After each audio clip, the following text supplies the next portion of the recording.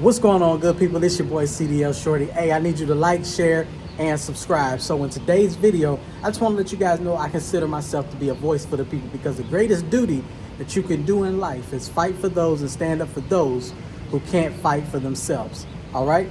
Now, I have a few questions in this video that we will touch on. We will touch on why do y'all blame foreigners for so many things, but the poverty rate in the states that want English proficiency is terrible.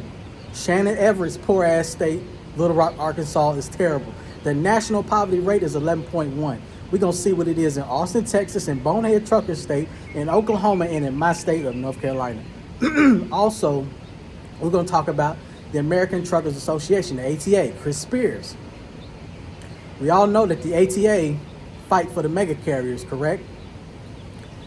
This video, we're going to talk about driver wages. I got on Freight Waves and I said that driver wages is at an all-time low. The ATA wrote an article back in September 3rd of 2024 and said driver pay has increased. But guess what? They wrote another article and said that trucking turnover rate in 2022 was at 91%. Now the turnover rate in 2024 is at 94%. So my question is, how the pay rate increase and you still got truckers leaving the industry? Is it corporate greed? Yes or no? What do you guys think? So let's check it out. This right here was written September 3rd, 2024. Trucking wages continue to rise despite challenging freight economy. All right, now, truck driver turnover rate in 2024 is at 94% for long haul trucking. So if it's at 2020, if it's in 2022, if it was at 91 and then it jumped up to 94, let me give y'all a little backstory, right? I have 7 years of OTR experience, right? 1 accident on my record. And then I went to a CDL school for 2.5 years and taught people how to drive trucks, get their CDL. I'm in a truck with between 3 to 4 students, right?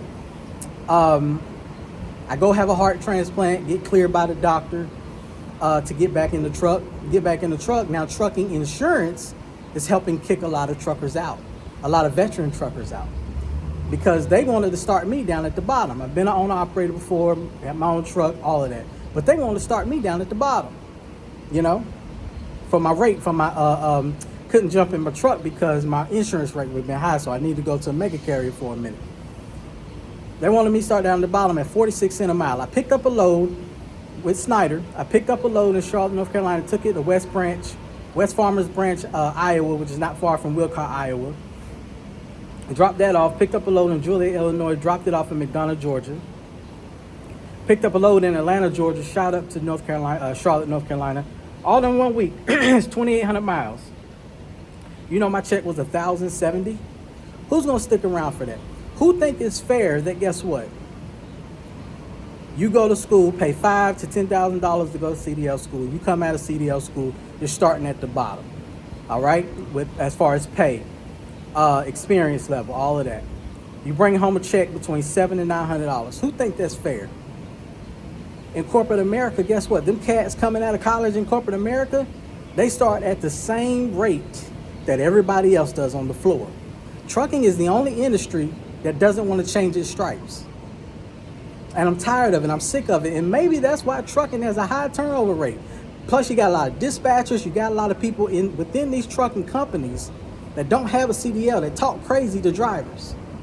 Then we're not talking about an English proficiency bill that Trump has signed that you guys are so proud of. We're not talking about, guess what? The port workers that lost their jobs due to this tariff war.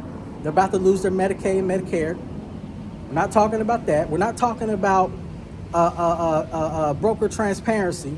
Do you think it's fair that a broker made $1,600 and a trucker made $2,100? Don't you think it'd be right and cool if we as truckers knew, we as owner operators knew what the shippers were paying? That way we can negotiate better. Come on, man. We got to talk about it. Also, what I wanted to show you guys too, the national average, the poverty rate in America is 11.1, right?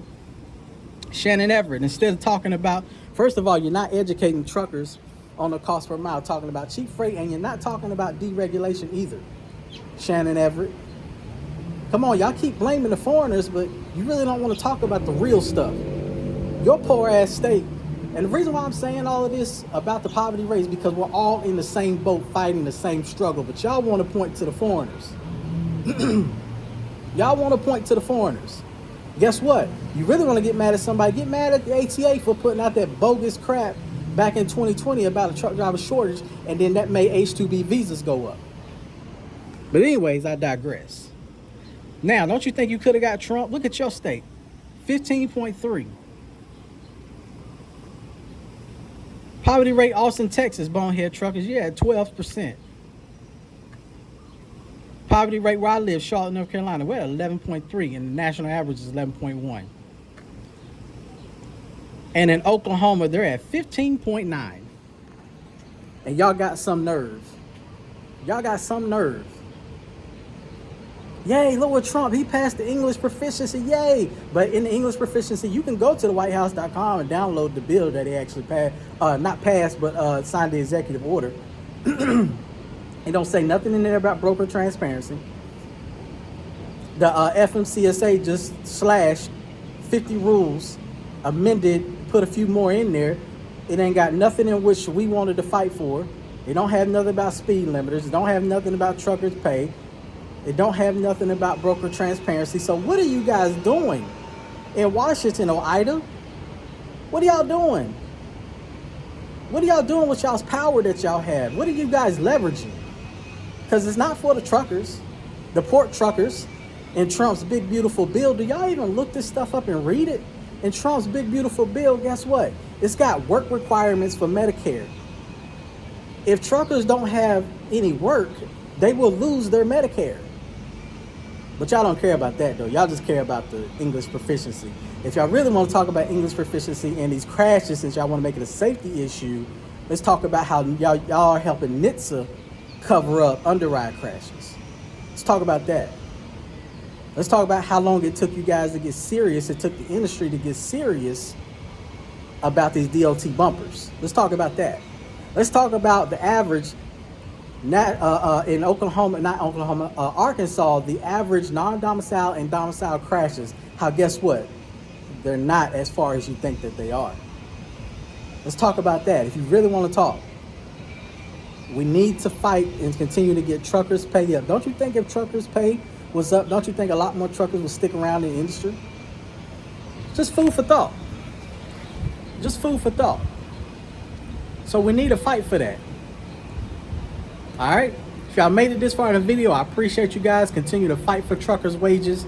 And the ATA, we know, is straight up lying. We all know Chris Spears is a liar. We all know that. So what do you guys think in this video? Comment down below.